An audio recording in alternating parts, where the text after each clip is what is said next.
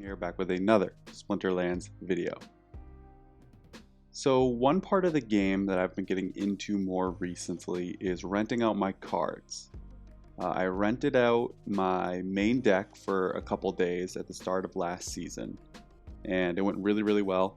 I got a ton of DEC. It was awesome. And I've been building this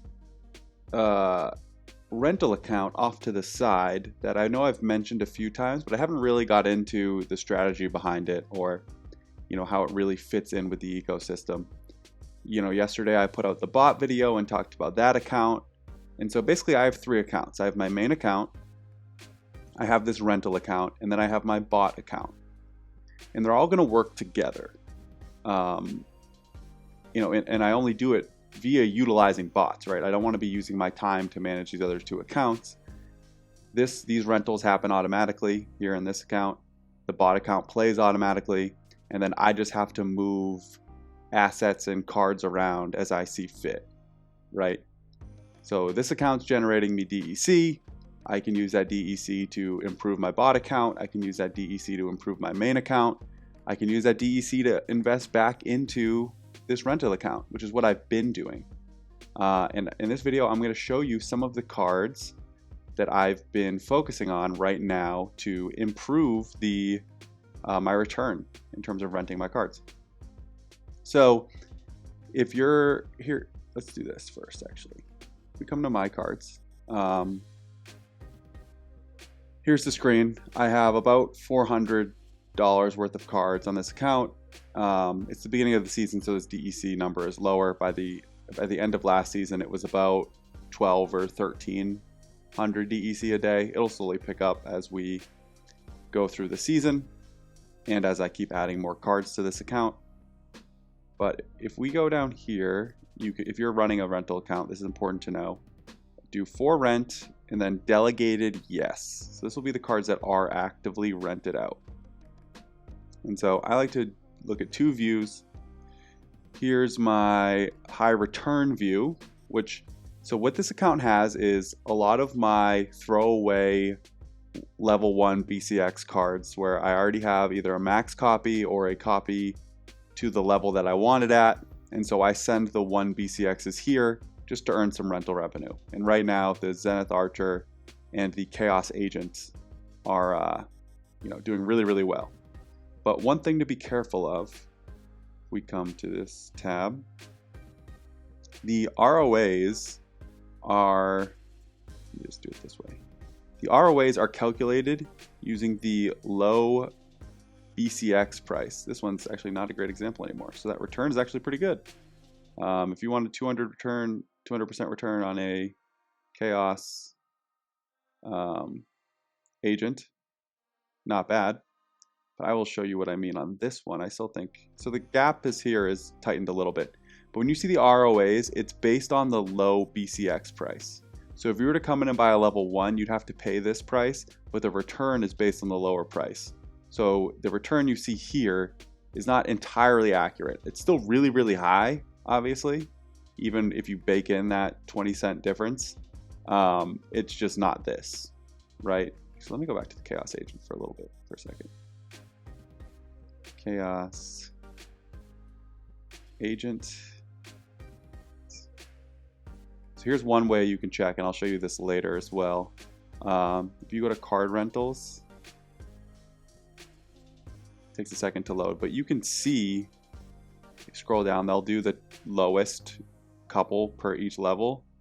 You can see the rate. So as you can see here, yeah, wow, they're going for 300 something BCX. So what I want to do is use some of this that I've made,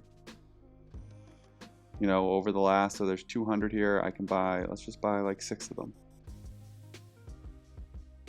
So right now I'm in a mode where I'm using the DEC that I've generated from this account to compound that account. Okay, cool. So yeah, I just bought some more Chaos Agents, and then I'll go into the bot that I use to run it, tell them to update my account, and then it'll after 5 minutes, it'll start renting out those chaos agents for me.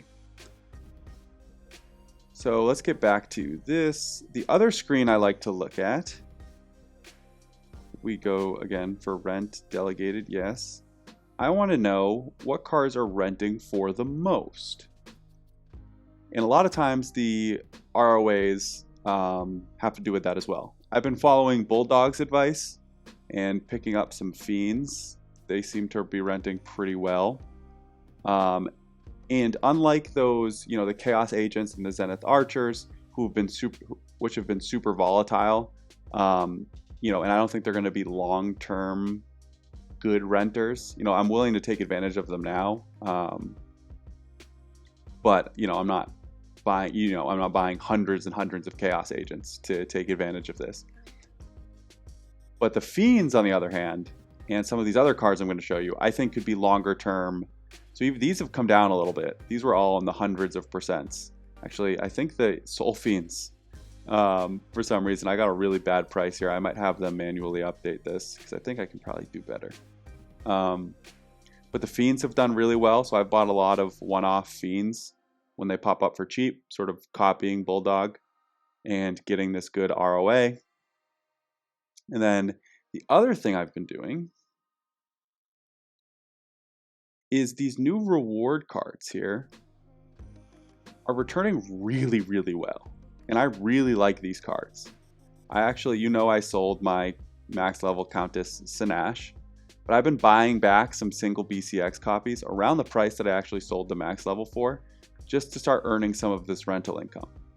And I'll keep doing this while the income's like this, but eventually, I'll combine it and send it back to my main account. But for now, I'm very happy to pick up 160%. Scars, same thing, 190%, 144%. Then the last thing, before we go check out the market that I've been doing, here's a good example. This is a combination of capital. I mainly bought these for capital appreciation purposes, but I might as well pick up some nice rental income while I wait, which is a huge part of this game that I was missing out on before I used the rental bot and before I had the rental account here, Hawks Gaming. Whenever a Pelacor Conjurer or a Pelacor Bandit max copy pops up for a penny per BCX or lower, I almost automatically buy it.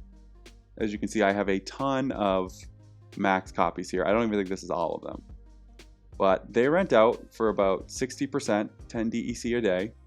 Again, 60% not the highest, and you can see Pelacor Deceiver here, max copy, 81%.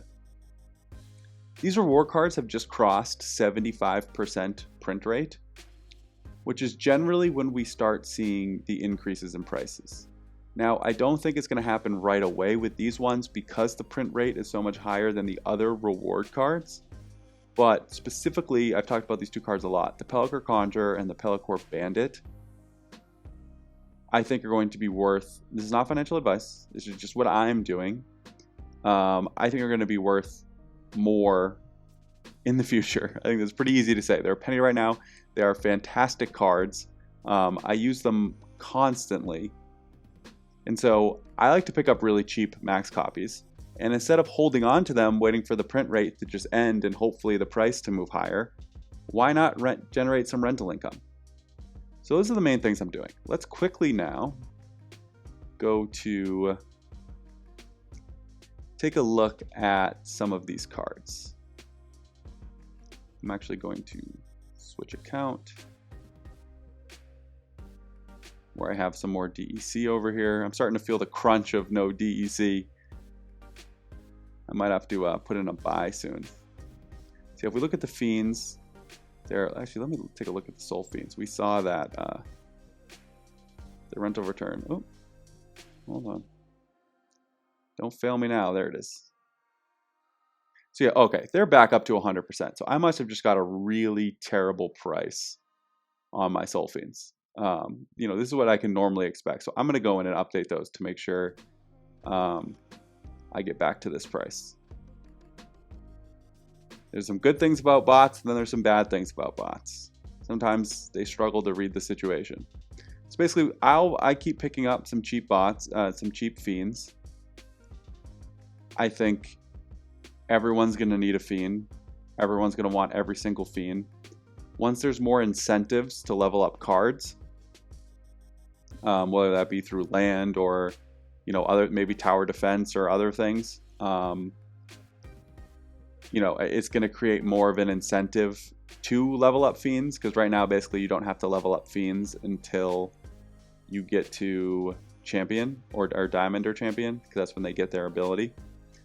But once there's more incentive to level up cards, it's such a featured important card that everyone needs. Everyone needs these 0 mana cards to be successful, and there's just not enough of them for everyone to have them leveled up. So, you know, you can get by without a lot of these legendary cards, but the fiends are super, super important. So I want to own the fiends. I want to generate some rental income. For now, I want to look at these real quick. I want to make sure that the market is still the way it is, 188% for a Jared Scar.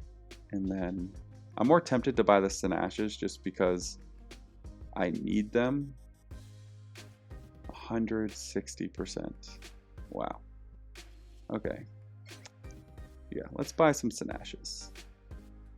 Let's see, 4, 5, so it's going to be 9 for 2. Let's buy these 3 here at $3.12. Yeah, let's do that. Hit confirm. 4 more Sinashes, and then basically what I do is I then just come back to my cards. Peak Monster's just struggling a little bit right now. Might not be able to do this last part in the video, but basically I come back here. Here we go. Find my, here's the 4 I just purchased. Just hit transfer. Very easy, short process. Confirm. They went to my rental account. I'll go into the Discord of my rental bot, which I've made a video on before, how to set up and which one I use. And I tell it to update my account, and within 5 minutes, those 4 Sinashes are going to be earning me 160% return. They're each going to be earning me 20 DEC per day. And I just want to grow that rental account. I think it's a fantastic way to compound your returns in this. I guess one more thing to look at too. This actually really surprised me. Let's go back to the Hawks Gaming account.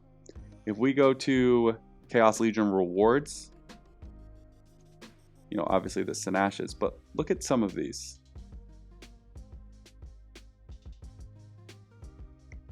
These aren't, sorry, you got to go to delegated out because some of these are rented for absurd amounts. So we got the scars. Look at this, a Crystal Smith, the level 1 Crystal Smith, 163%. Benari Wavesmith, 135, 135. These are all level 1s. Look at all these Naga Assassins, right? They're like a 2-cent card, but it's earning me, you know, 110%. So I could either be earning 110% on that asset, or I could sell it for 2 cents. And again, I know it's not a lot of DEC, right? It's just 0.1 per day, but I generate so much of these through my daily chests and season chests that now I could just have a dumping ground for them and they start earning me returns. You know, level 3 Jinchawala, some of these gold cards, level 1 Jinchawala, 82%. So yeah, if you haven't done this yet, I like the level 2 Pelacor Mercenaries a lot because that's when he gets the heal. So I grabbed a couple of these whenever I see them posted for cheap. But yeah, I highly suggest you set up a rental account. You know, if you're in the position where you have a really well built out max deck and you know you have some extra cards that are just sitting there, or you have some cards that you never use, go back, watch my rental deck video. And if you have any questions on how to set it up, I'm happy to help. You can come to my Discord, which is in my description, and you know, ask me any questions you have about how to set this up. I'm having a lot of fun with it. You know, I'm generating, what was it, like I'm 40%, 44% on the account right now. It'll be higher I think I was at like 70 something percent at the end of the year, at the end of the season, not at the end of the year. And I want to keep growing this. This is a really cool part of Splinterlands. You don't have to play the game to earn with these assets. That's what makes these assets valuable. You know, you can play with them and earn rewards, or you can rent them out to other people for them to do the same thing. All right, I'm going to stop it there. If you liked this type of content, it would be awesome if you can like and subscribe.